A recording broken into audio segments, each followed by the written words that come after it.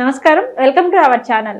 November మాసంలోని ద్వాదశ రాశుల ఫలితాలు ఏ విధంగా ఉన్నాయో తెలియచేయడానికి ఈ రోజు మనతో పాటు ఉన్నారు ప్రముఖ జ్యోతిష్య, వాస్తు మరియు ఆధ్యాత్మికవేత్త, అలాగే శ్రీ విద్య ఉపాసకురాలు జయప్రద అమ్మగారు. మరి అమ్మవారితో మాట్లాడి ద్వాదశ రాశుల ఫలితాలు ఏ విధంగా ఉన్నాయో అడిగి తెలుసుకుందాం. అమ్మ నమస్కారం. అమ్మ నమస్తే అమ్మ. శ్రీమాత్రే నమః.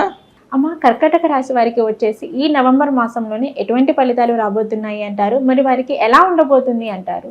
తప్పకుండా కర్కాటక రాశి వాళ్ళకి ఈ మాసం అనేది కాస్త అనుకూలంగా అనిపించినప్పటికీ కూడా ప్రతికూలం ఎక్కువగా కనిపిస్తుంది. చూడడానికి అనుకూలంగా ఉంటుంది. కర్కాటక రాశి వాళ్ళు ఎప్పుడు కూడా ఏంటంటే ఒక పాజిటివ్ థింకింగ్ అనమాట.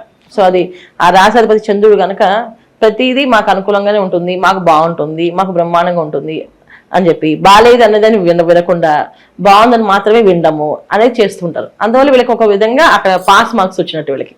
సో ఆ విధంగా వీళ్ళు వినడం వల్ల బాగున్నట్టు. అయితే గోచార రీత్యా చూసుకుంటే కర్కాటక రాశి వాళ్ళకి వీళ్ళకి గురువు వృషభ రాశిలోని, కర్కాటక రాశిలోని కుజుడు ఉండడం వల్ల, తర్వాత కన్యా రాశిలో కేతు ఉండడం వల్ల, తులారాశిలో రవి బలహీనంగా ఉండడం వల్ల, అంటే తులారాశిలో రవి బలహీనత చెందుతాడు.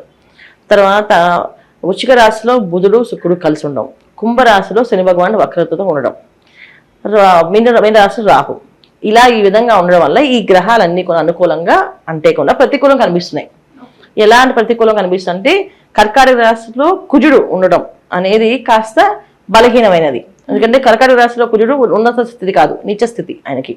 సో అంటే బలహీనంగా ఉంటుంది. ఏ విషయమైనా వాళ్ళు ఏ నిర్ణయం తీసుకోవాలనుకున్నా సరే కాస్తంత శరీరం ఎక్కువగా కష్టపడుతుంది, కానీ దాని తగ్గ ఫలితం ఉండదు కుజుడు దాంట్లో ఉండడం వల్ల. సో రవి చతుర్థ స్థానంలో ఉండడం వల్ల కాస్త రవి చతుర్థ స్థానంలో ఉండడం ఒక విషయం అయితే, రవి అక్కడ బలహీనంగా ఉండడం వల్ల ఏవైనా అనుకున్న పనులు అనుకున్నట్టుగా జరగవు. ఏదైతే ప్లానింగ్ చేసుకుంటారో, ఏదైతే ప్లానింగ్లో వెళ్దాం అనుకుంటారో అది ఉండదు. ఎప్పుడైతే రవి కుజుడు ఇద్దరు ఈ కనిపిస్తుందో, ఈ ఇద్దరు రెండు గ్రహాలు కలవడం వల్ల ఈ కొంచెం కాస్తంత అహంకారము, కాస్తంత గర్వము, కాస్తంత కోపము అనేది పెరుగుతుంది. కాస్త అనేది కాదు, కాస్త ఎక్కువగానే ఉంటాయి. నేను కాస్త పదవి వాడుతున్నా. ఇవి ఎందుకు వస్తాయి అని అంటే ఈ రవి కుజుడు ఇద్దరు చూసుకోవడం, పరస్పరం చూసుకోవడం ఒక విధంగా. తర్వాత రవి ఎప్పుడైతే బలహీనంగా ఉండడం వల్ల ఏంటంటే చతుర్థ స్థానంలో ఉండడం వల్ల ఏంటి, కుటుంబ సమస్యలు కానీ, కుటుంబంలో ఉండే వాళ్ళు కానీ మనకి ప్రతికూలంగా మారుతారు. వాళ్ళే అంటే వాళ్ళ వల్ల వచ్చే సమస్యలు, విద్యలో ఆటంకాలు, విద్యార్థులు ఎవరైతే ఉన్నారో కాస్త విద్యలో ఆటంకాలు, ఉద్యోగాల్లో వ్యాపారాల్లో చేసే వాళ్ళు కాస్త ఉద్యోగస్తులకు ఏవైతే ఉన్నాయో కాస్తంత ఆటంకాలు, అక్కడ వాళ్ళకి ఇస్తా ఉన్న పోస్ట్ ఇవ్వకపోవడం కానీ, ప్రమోషన్ నీకే వస్తుంది అని చెప్పి వాళ్ళు నెక్స్ట్ మంత్ నీకే ప్రమోషన్ అనుకునే వాళ్ళు ఆ ప్రమోషన్ వాళ్ళు చెప్పకుండా వెళ్ళడం కానీ, ఇవన్నీ జరిగే అవకాశం ఉండడం వల్ల అసహనం అనేది బాగా కనిపిస్తుంటుంది. శారీరకంగా వీళ్ళకి ఏదో ఒక కోల్పోయేమో, శరీరం అంత సుఖంగా లేదు అనిపిస్తుంటుంది. ఏసీలో కూర్చొని చెమట పట్టేటట్టు కొంత అనిపిస్తుంటుంది వీళ్ళకి. అలాంటి సిచ్యువేషన్ ఈ కర్కాటక రాశి వాళ్ళకి ఈ మాసంలో ఉన్నాయి. అందువల్ల కాస్తంత వీళ్ళు దైవ నామస్మరణ చేసుకుంటూ, ప్రతి ఒక్క రాశికి భయపడిన పని లేదు. ఎందుకంటే ఇవి గోచార ఫలితాలు. సో గోచార ఫలితాలు ఎప్పుడు కూడా మనని అంత ఇబ్బంది పెట్టవు. మనం జన్మజాతకం కూడా అది కలిసినప్పుడు, అది రెండు కలిసినప్పుడు మాత్రమే ఆ ఇబ్బంది అనేది మనకి కనిపిస్తుంది తప్ప అదర్వైజ్ మనకి ఇంత భయపడిన అవసరం లేదు. సో గోచారంలో రవి ప్రతికూలంగా, కుజుడు ప్రతికూలంగా, గురువు లాభస్థానం ఉన్నప్పటికీ కూడా వక్రించి ఉండడం వల్ల, దానివల్ల ఫలితం కూడా ఎక్కువగా లేకపోవడం వల్ల, శుక్రుడు వృశ్చిక రాశిలో బుధ శుక్రులు కలిసి ఉండడం, ఆ విధంగా సో కొన్ని కంఫర్ట్స్ అనేది లైఫ్లో ఇబ్బంది పడడం అనేది జరుగుతూ ఉంటాయి. తర్వాత శని భగవానుడు నవంబర్ 16 నుంచి వక్రగతి నుంచి నార్మల్ స్థితికి వస్తున్నాడు ఆయన. సో అప్పటి నుంచి వీళ్ళకి ఆ శని ఒక ప్రభావం కూడా వీళ్ళ మీద ఉంటుంది. శని భగవాన్ ఒక ప్రభావం కూడా వీళ్ళ మీద పడడం వల్ల శని ప్లస్ రాహు, వీళ్ళు కూడా భాగ్యంలో ఉన్న రాహు కూడా వీళ్ళు కాస్తంత ఇబ్బంది పెట్టే అవకాశమే ఉంది ఈ మాసంలో. సో కర్కాటక రాశి వాళ్ళు ఏ విషయం చెప్పినా, అంటే వ్యాపారాలు చేసే వాళ్ళైనా, ఉద్యోగస్తులైనా, విద్యార్థులైనా, గృహిణులైనా, తర్వాత ఏ విషయమైనా ప్రతిసారి ఆలోచించి ఈ మాసంలో ఏదైనా వాయిదా వేయడమే మంచి పద్ధతి. ఒక వస్తువు కొనాలనుకుంటున్నాం, ఈ మాసం కొనుక్కుందాం, వచ్చే మాసం కొనుక్కుందాం, మాసం కొందాం, నవంబర్ కార్తీక మాసం అంతా కాస్త దైవానికి సేవ చేసుకుందాం, దైవారాధన చేద్దాము. సో కార్తీక మాసం అంతా చక్కగా దీపాలు వెలిగించుకుందాం, పూజలు చేసుకుందాం అని చెప్పి అనుకుంటూ ప్రతి పనిని వాయిదా వేసుకోవడం వల్ల ఈ మాసంలో వీళ్ళకి అనుకూలంగా మారుతుంది. కాదు ఖచ్చితంగా చేసుకోవాలనుకున్నప్పుడు నవంబర్ 16 నుంచి రవి కాస్త చతుర్థ స్థానం నుంచి పంచమ స్థానానికి వెళ్తున్నారు. సో అక్కడ శుక్రుడు కూడా షష్టమ స్థానంలోకి వెళ్తున్నారు. సో అప్పుడు రవి బుధుడు కలిసి ఉంటారు కనుక కాస్తంత ఏదో కొంచెం ముందుకు వెళ్ళే అవకాశం ఎక్కువగా ఉంటుంది. సో ఆ మంచి ఫలితాలు వచ్చాయి. ఏ విధంగా ఉంది, సంతానం ఒక యోగము, సంతానం వల్ల వచ్చే ఫలితాలు బాగున్నాయి.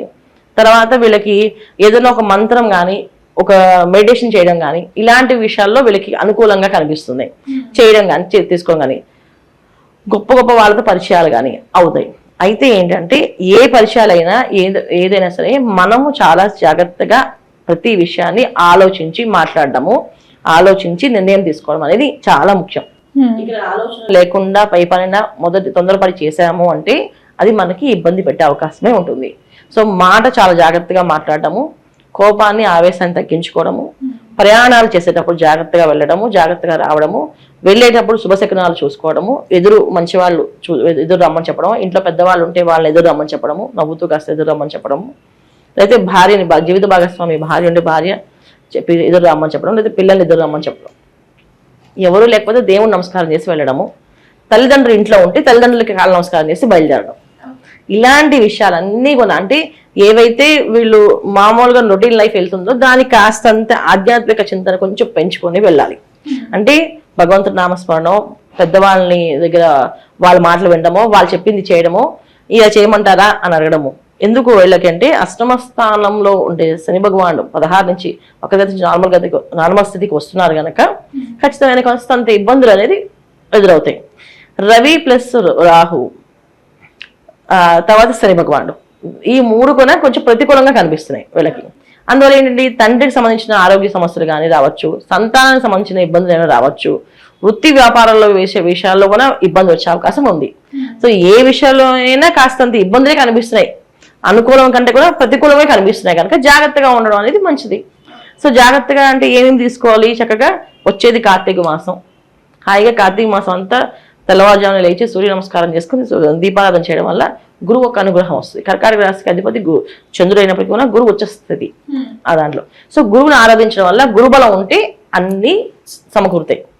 సో గురువు ఒక ఆరాధించుకోవాలంటే శివారాధన చేసుకోవడం, శివనామస్మరణ చేసుకోవడం, శివాలయానికి వెళ్ళడము, దీపాలు వెలిగించడము, ఇలాంటి వ్యవహారాలన్నీ పూజలన్నీ అన్నదానం అని ఈ కార్యక్రమాలు ఎక్కువగా చేసుకోవడం వల్ల మంచి మంచి ఫలితాలు వస్తాయి.